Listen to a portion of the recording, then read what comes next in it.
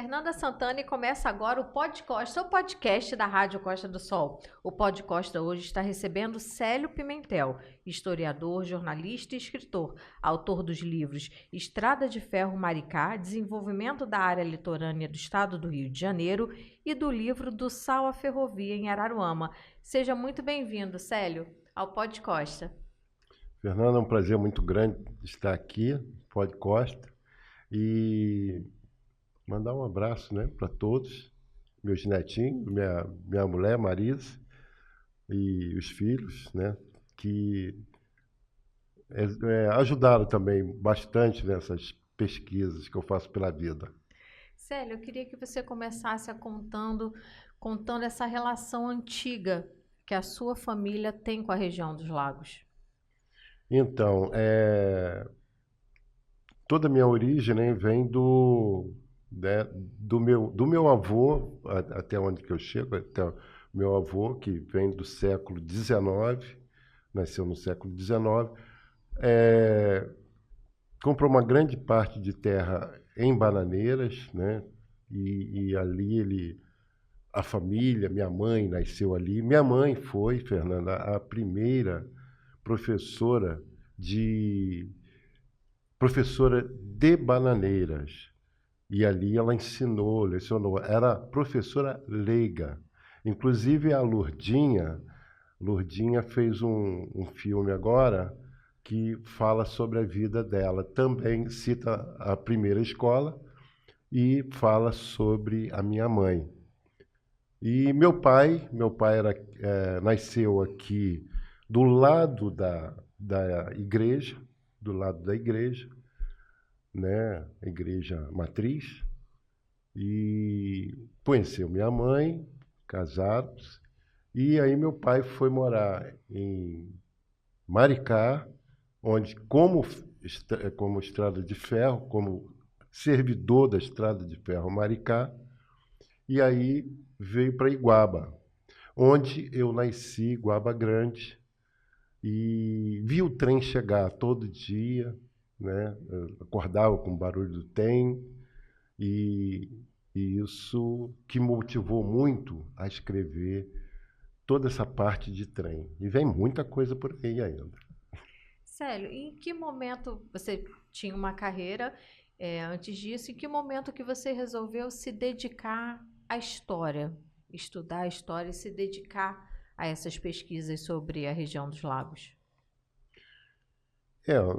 A região dos lagos em si, ela está com o tempo todo, está presente na minha vida, muito forte, muito forte.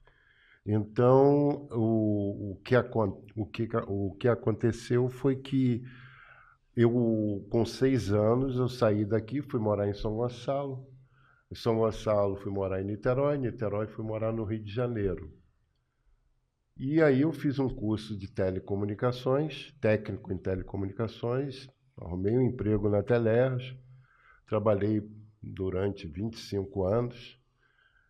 E em 1990, eu pedi uma transferência para Cabo Frio, e eu consegui essa transferência para Cabo Frio, e aí eu vim de volta para minha terra do meu avô, que deixou de herança para minha mãe, aí onde que eu moro hoje, lá em Bananeiras, né? Então, a história está sempre presente, eu sempre andando e volto para o mesmo lugar para pesquisar, para querer saber mais e essa questão territorial. E hoje em dia não passa só de Araruama, passa de toda a região, porque Cabo Frio, né, Cabo Frio era um território só. Depois emancipou, virou Saquarema, virou Araruama, virou Silva Jardim, virou Arraial do Cabo, virou Búzios, né? E vários municípios. Mas antes tudo era uma coisa só, da sociedade do tamoio, né? Os tamoios que dominavam essa área. Célio, na sua monografia, você abordou a Estrada de Ferro Maricá-Araruama. Como que essa pesquisa influenciou para a construção do livro? A pesquisa, né? A pesquisa, ela se dá no primeiro momento. Primeiro momento, em 1984, olha, depois você me pergunta a idade, não. Em 1982, 83, eu comecei a filmar aqui em Araruama, em Super 8. Então eu filmava em Super 8, e aí eu fiz um filme chamado Sal, um Gosto Sal. Esse filme conta a história dos pescadores, conta a história da salina, conta a história do tapete de sal, que foi um curta de 10 minutos. Em 88 eu faço um filme em VHS chamado Araruama. Esse filme concorreu até ao festival Rio Cine Festival, né? Mas o importante foi aquela história dos pescadores, a história da Lagoa de Araruama. Inclusive, tem entrevista na época, com Pedrinho Bragança Pimentel, o Altevi Barreto, tudo isso aparece nesse filme, né? É o poder executivo da época. Então, contando como era aquela história. E além do pessoal que também trabalhava na Serla na Serla, e tinha uma outra entidade que hoje virou tudo Enéa, né? Mas foi através desses filmes, né, que eu comecei a pesquisar. E então, quando eu começo a escrever sobre o trem, né, a Estrada de Ferro Maricá, é por conta do meu pai, que a gente conversava muito, e aí ele falava muito sobre a Estrada de Ferro, e nesse período eu estava fazendo História, na Faculdade de História na Veiga de Almeida, aqui em Cabo Frio, porque eu estava em Cabo Frio. Aí minha monografia foi Estrada de Ferro Maricá,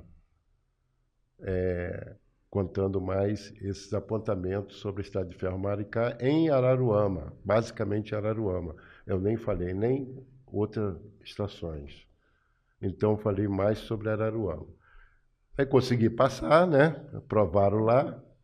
E aí comecei a trabalhar, a escrever no Jornal da Morgana, escrever no jornal de Paulo do Couto, aí Folha da Região, não posso esquecer, Folha da Região, o Principal, o Léo Anelis, que é Rota, e escrevi nesses jornais falando sobre... A pauta sempre era ferrovia, Salina, né? Salina. E um resgate histórico da cidade. Então, tudo isso foi publicado. Quando chegou em 2015, né, eu comecei a escrever um livro que não seria o livro, seria um documentário.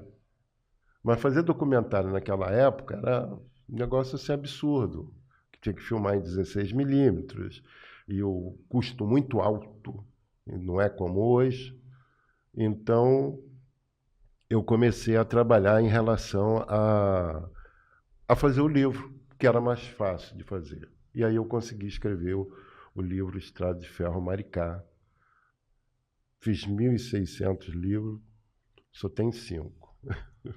E qual foi o papel da Estrada de Ferro no desenvolvimento da região, principalmente aqui de Araruama?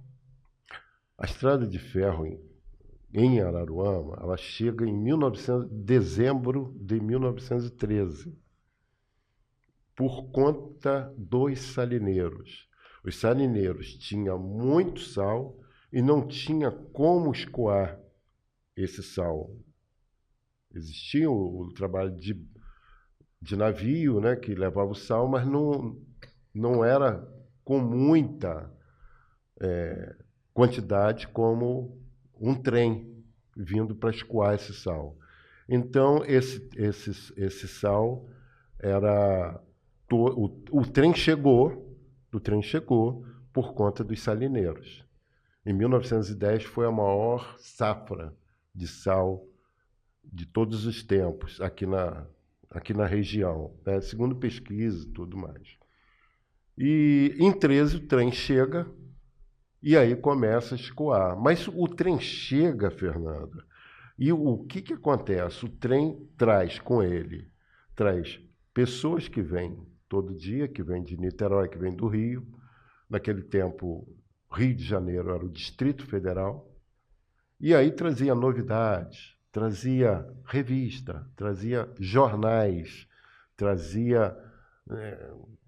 né, Movimentava não só a economia, né? não só Movimentava também entretenimento, as comento, informações, né? sim.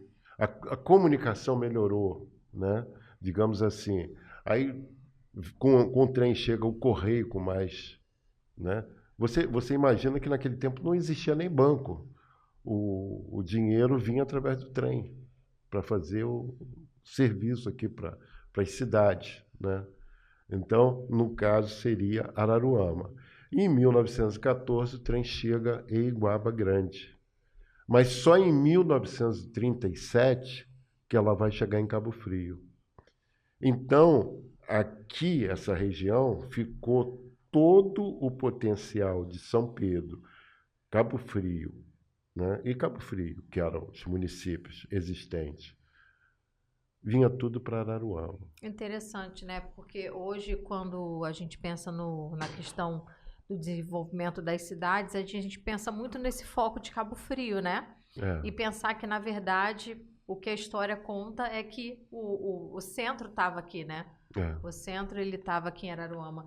A gente estava aqui conversando sobre o livro, falando dessa questão das salinas, e muito interessante, né? Quando você traz aqui e a gente dá uma olhada no nome, né, das famílias e dos salineiros. E realmente é o retrato de Araruama, né? Quando a gente fala da história da cidade, e se reflete até hoje, né? A gente estava vendo aqui, ó, família Reveles, Valadares, Marchon, Castanho, Raposo, Bragança.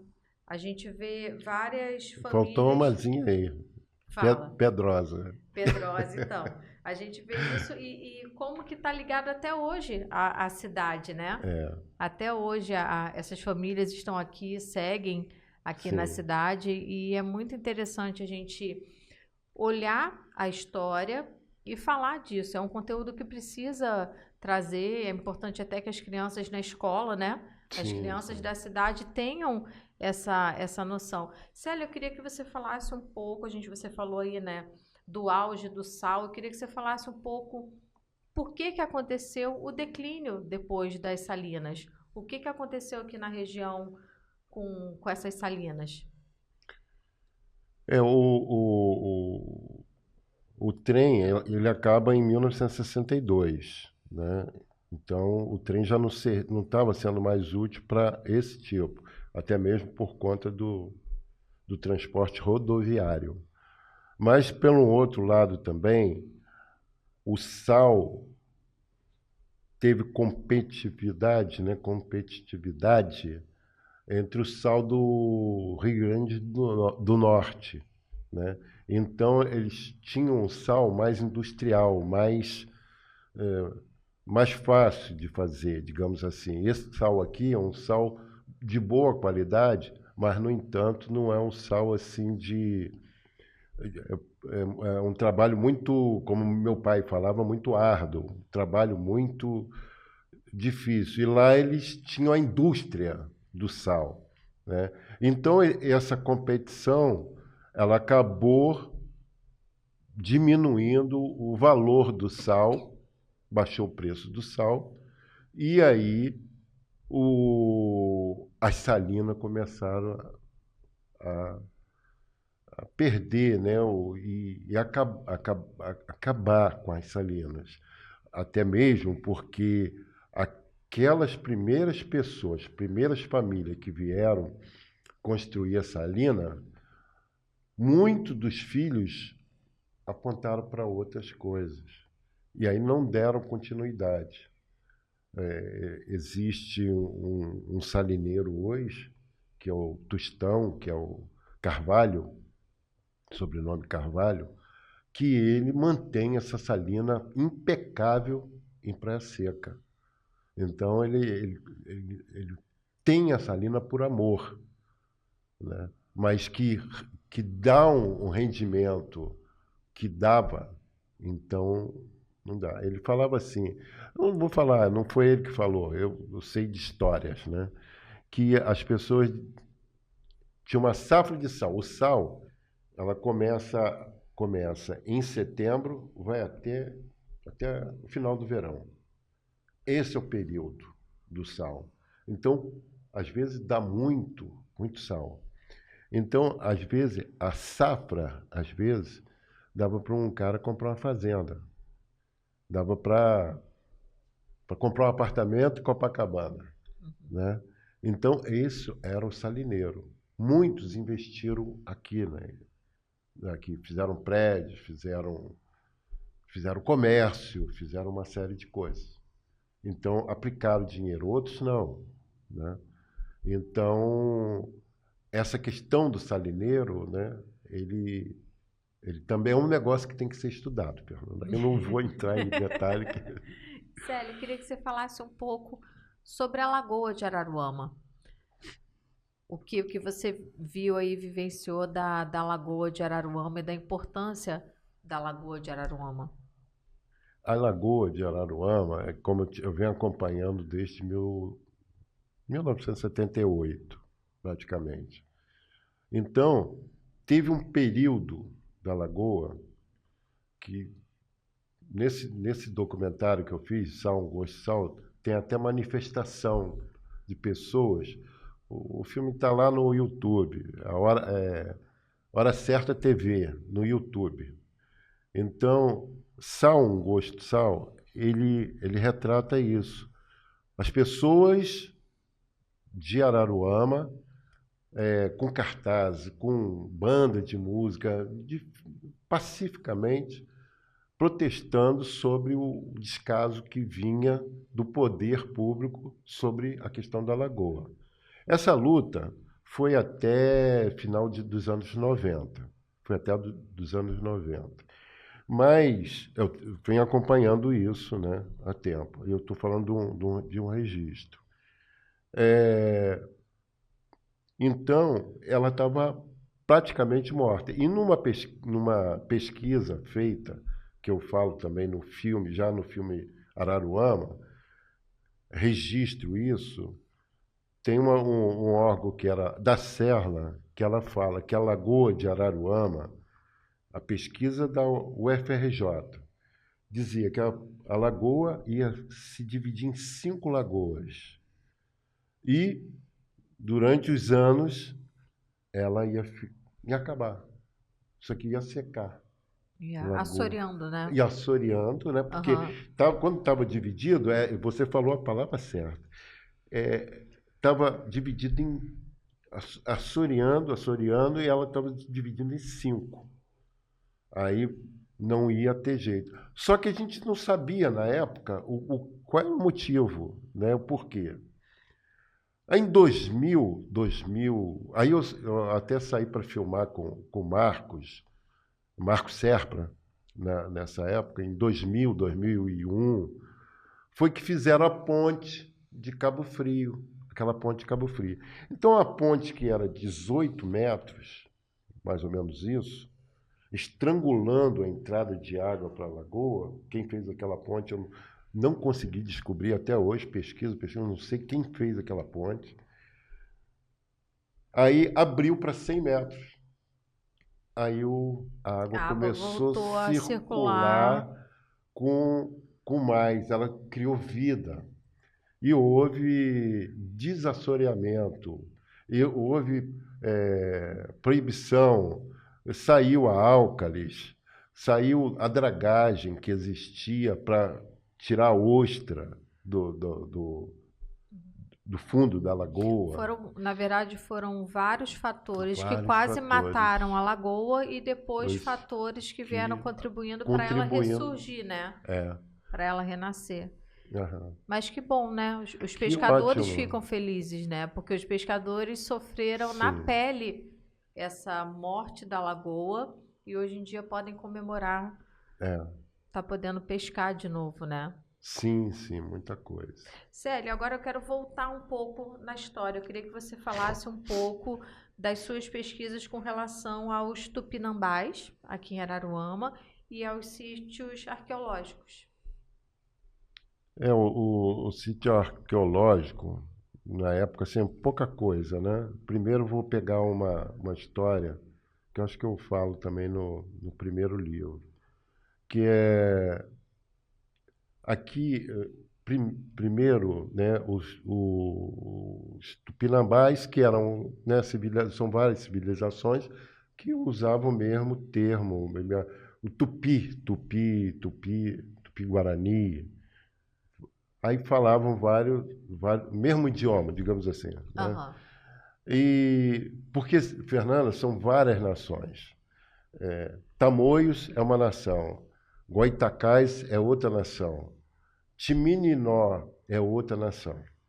Então, os tamoios de Cabo Frio saíam daqui a guerrear no Rio de Janeiro.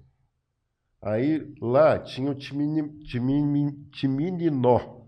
Timininó era uma nação que era o chefe, era o Araribóia. Aí eles o Timininó juntaram com os portugueses e expulsaram os franceses em 1550. Aí os franceses vieram para Cabo Frio. Aí vieram para Cabo Frio e, e aí ficou a resistência durante um grande período. Em 1575, houve a maior matança de índios aqui em Cabo Frio, que foi uma guerra entre portugueses e franceses, para expulsar os franceses, mas aí vieram os Timininós, como chefe o Araribóia, combater o Tamoio. E aí, assim, segundo relatos de pesquisa da época, né, diz que matou mais ou menos 10 mil índios. Dos que sobreviveram, fugiram para os sertões. Fugiram para os sertões e tal. Então, esses índios, né, tamoios, que aqui era um território bem, né, grande, aí sumiram e tal. Aí ficou uma tribo aqui, outra ali e tal, até acabar com tudo no final do século XVI, XVII. Ainda tinha uma resistênciazinha, mas poucos sobreviveram. Os que sobreviveram se juntavam aos portugueses, se integravam aos portugueses. Aí, aquilo que a gente estava falando antes, né? Casavam. Ca- Casavam, né, Fernanda? E aí tinha filhos que virou caboclo, que virou, né? O escravo em si ainda não estava aqui, mas ficavam os índios com os imigrantes, né? Aham. O francês, o português. Os que sobreviveram se colocaram para servir eles, e servir de toda forma, né? Aí, num outro trabalho, eu pego aqui em 2002, 2003, eu tive durante 6 meses, como diretor de projetos aqui do meio ambiente, na época do Chiquinho até. E aí quem estava fazendo pesquisa aqui foi 2001, foi a Ângela Buarque de Holanda. Aí ela fazendo umas pesquisas, e, e eu cheguei e vi um sítio arqueológico, né, que eles estavam trabalhando, e eu até fotografei e tem no livro, né, essa questão lá do Sambaqui, que foi encontrado. Aí eles colocam, né, ali viviam esses índios que possivelmente aí depende de muita pesquisa, seriam aqueles que fugiram durante esse grande massacre que houve lá em Cabo Frio, né? Então, é uma história muito linda. Eu fico desesperado, me desculpe falar assim, desesperado, que eu tinha vontade de fazer um longa-metragem contando essa grande coisa, mas um longa-metragem que vai gostar, no mínimo, 2 milhões.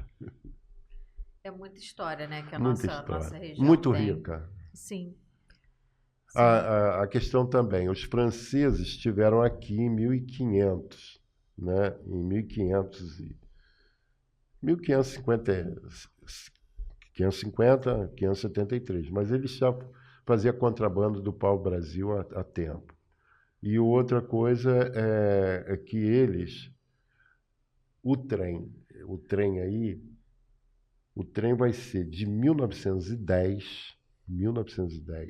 até 1930, por aí, a concessão é francesa, entendeu?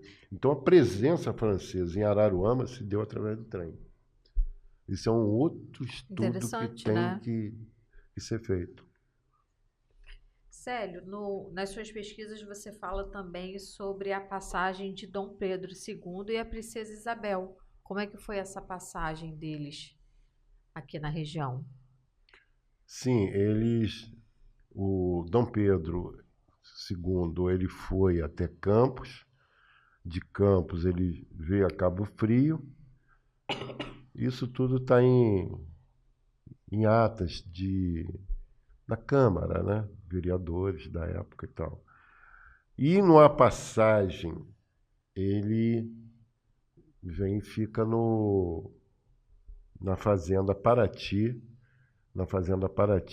onde morava não era Barão de Montebello, morava o Joaquim, aí eu não sei o nome do barão. E aí ele morava ali, aí ele foi e recebeu o Dom Pedro, que ficou lá hospedado, né? E, e seguiu viagem para Rio Bonito, para até chegar no, no, no, lá no Palácio Imperial, lá no Rio de Janeiro. Já a princesa Isabel, Conde D, ela também fez essa mesma viagem. Isso foi em 47, 1847, Dom Pedro. A princesa vem em 1868, 67, 68. E aí aí já tinha sido agraciado em 1863 como título de barão, o Barão de Montebello. E aí ele mandou construir onde que hoje que era a Casa de Caridade, hoje é o hospital regional, né, Hospital Regional de Araruama.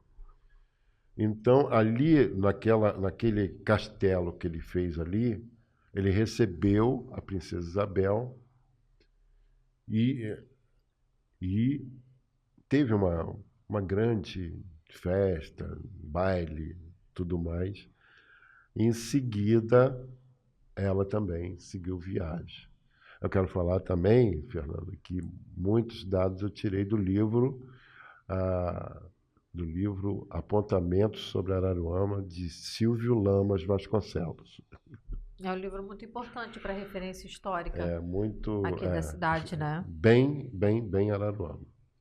Célio, eu queria que você falasse um pouco, na sua opinião, da importância de conservar esses prédios históricos aqui da cidade, da região, essas fazendas, as estações de trem que ainda existem aqui na região. Eu queria que você falasse um pouco da importância de resgatar e de preservar esses prédios. É, um, é, Essa semana, Fernando, eu estive em Friburgo, lá na casa do meu filho, Glauber. Em Friburgo, eu vi uma porção de casas de cultura. Quer dizer, vi duas. E a casa de cultura eram esses prédios que você está falando. Então, o município pegou aqueles prédios e hoje você tem espaço cultural para fazer. Você desenvolve uma opção de atividades lá, né? Então, achei aquilo bastante interessante. Aqui nós temos a Casa de Cultura, mais ou menos funciona, né? Não a contento, mas funciona. Mas deveria ter uma programação melhor, deveria ter uma atividade melhor, até mesmo para ser discutido, todas essas coisas que aconteceram, nosso histórico da nossa cidade. A Renata conseguiu fazer alguma coisa, estou falando da Renata, porque eu vejo que ela assina algumas coisas lá, que foi interessante. Mas pode ser desenvolvido bastante coisa nesse espaço da Casa de Cultura. Agora, a casa, por exemplo, do seu Silvio, que aquela casa ali pertenceu do lado, tinha a casa de João Vasconcelos, que foi o primeiro prefeito de Araruama. Então, aquela casa poderia ser trabalhada. A casa do Silvio também poderia ser trabalhada, porque é uma casa centenária. Então, aquela casa está fundamental para ser trabalhada. Aí eu vejo aquela casa. Em relação à estação de trem, tem uma estação lá parada. Poderia ter feito uma atividade para utilizar melhor aquele espaço que está ocioso. Então, há pouco tempo, houve agora uma discussão, não sei se você acompanhou, sobre a estação de trem de Cabo Frio. Ia virar um supermercado. Aí o IFAM, o pessoal se mobilizou, que hoje em dia está difícil de mobilizar a pessoa, se mobilizaram e não deixou virar um supermercado. Então, o que vai ser feito é outra história, mas aquele passo que tem que ser feito... De não deixar ser destruído, de né? ser De não destruído, deixar se perder. Se perder. Foi fundamental. Então, não quero nem tantos, mas os pontuais têm que existir. Se você pegar um corredor cultural, vamos botar um corredor cultural, a Casa do Dr. Silva, a Igreja Católica, a Casa de Cultura, aquilo ali era o centro de Araruama. A administração toda começou ali. Então, é fundamental trabalhar aquele espaço, trabalhar aquela memória. E aí fazer um corredor cultural mesmo. O cara sai visitando, o turista sai visitando a casa do Dr. Silvio, mas que não era do Dr. Silvio, era do avô dele, do pai, sei lá. E aí você vai para a Casa de Cultura, que foi ali a primeira Câmara de Vereadores, que foi a Prefeitura.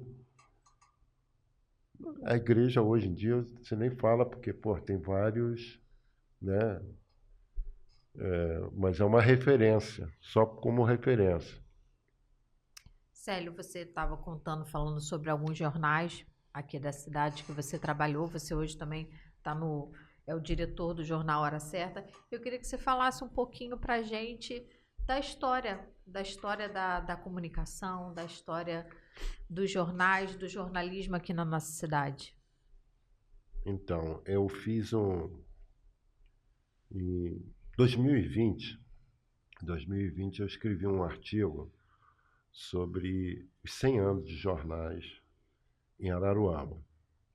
E o primeiro jornal foi o Municipal, e aí eu achei interessante, porque essa pesquisa eu descobri muita gente que eu não imaginava que estava. Mas, por exemplo, essa pesquisa, não queria entrar fundo, vou ter que entrar por causa de família.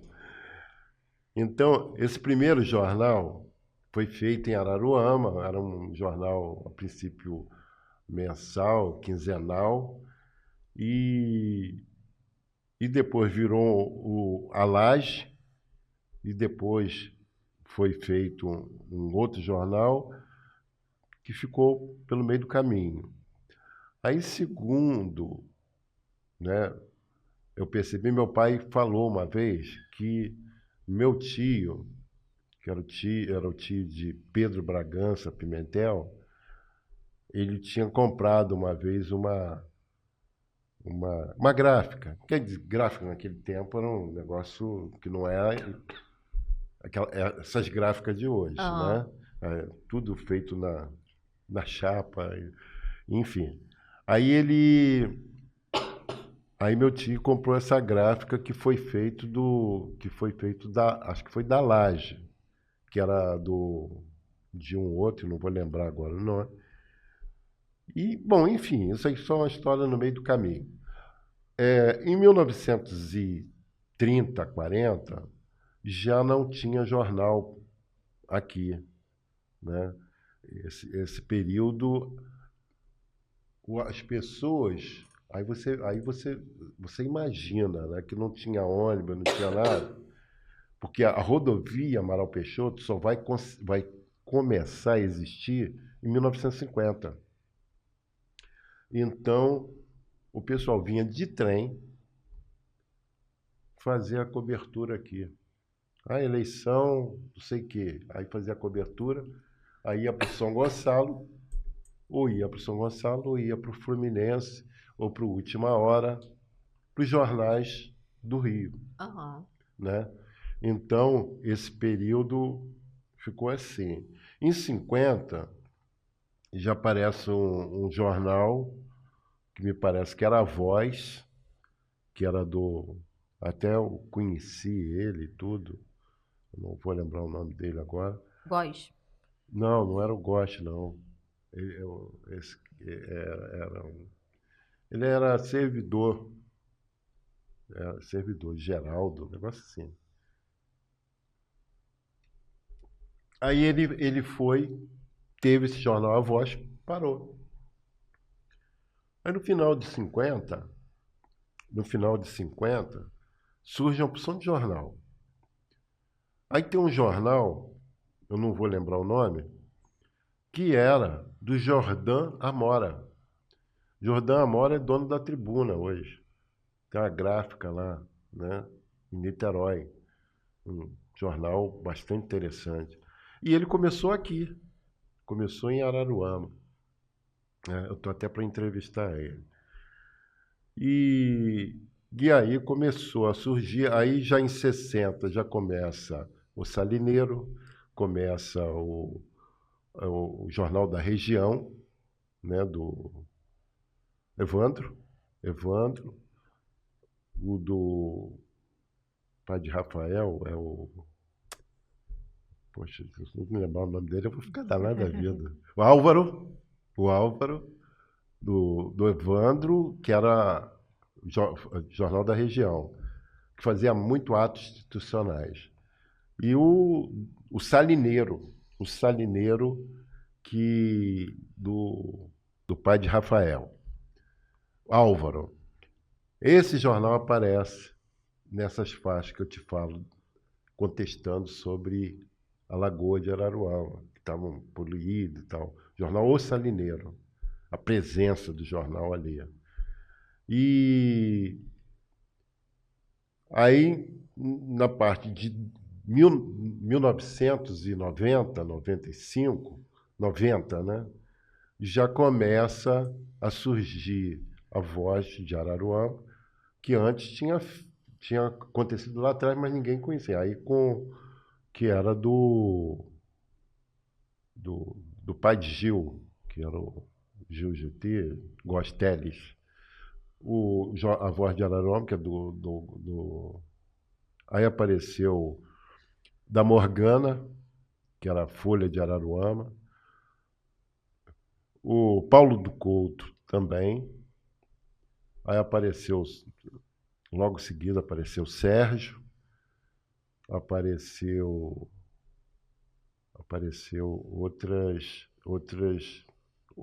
vários jornais. Apareceram assim em torno de umas 10 jornais de Araruama, mais ou menos isso. Já em 2000 já aparece mais jornal, Cidadão, Hora Certa, aparece o Rota, aparece vários jornais. Mas a efervescência ocorreu muito em 90, na década de 90. Porque do jornal A Voz saiu o Paulo do Couto, a Morgana, eu tenho dúvida se ela trabalhou na Voz.